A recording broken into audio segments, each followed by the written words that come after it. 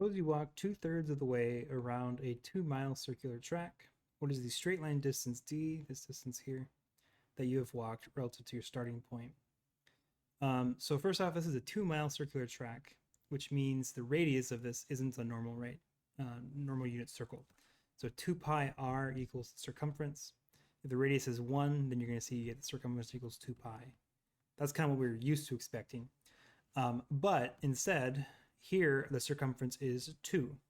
So if we divide the 2 pi over, we get a radius of 1 over pi. So that's going to be this distance here, and this one here as well.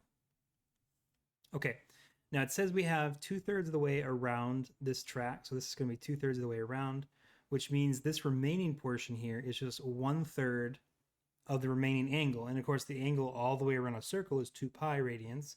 So 1/3 of 2 pi is just going to be 2 pi over 3. And so the way they have this written out here, this is the triangle we want to look at. We know a side length, and the angle between them. And we want to find the side length opposite this angle. And this is classically law of cosines. So let's give these names. A equals this, B equals this. This is going to be angle capital D, 2 pi over 3. And that gives us law of cosines, d squared equals, it's pretty much Pythagorean theorem. The sides you want to know, you're going to have the squareds of both sides. But now we have this extra part, minus twice the 2 sides you know, cosine the angle opposite the side you want. So that's going to be angle D. I always keep in mind that these are going to be the same kind of letter, lowercase d and capital D. And then you have your other 2 sides squared and then 2ab.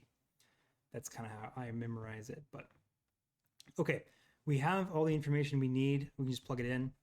1 over pi squared when you square a. And the same thing happens for b, 1 over pi squared. And then 2 times a is just 1 over pi. B is 1 over pi. Now we have cosine of 2 pi over 3. So 2 pi over 3, we look at a unit circle, something like this. 2 pi over 3 is this angle here, something around there. And when I look at this, this is a lot closer to 1/2.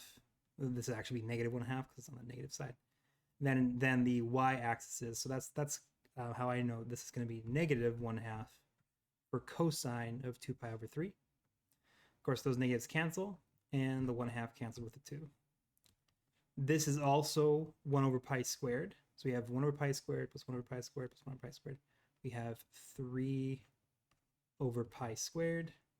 D is squared here, which means D equals. It's a distance, so we don't have to worry about the negative version of the square root. So we're going to get the square root of 3 over pi. And plug it into a calculator. The square root of 3 over pi gives us 0.55 miles approximately.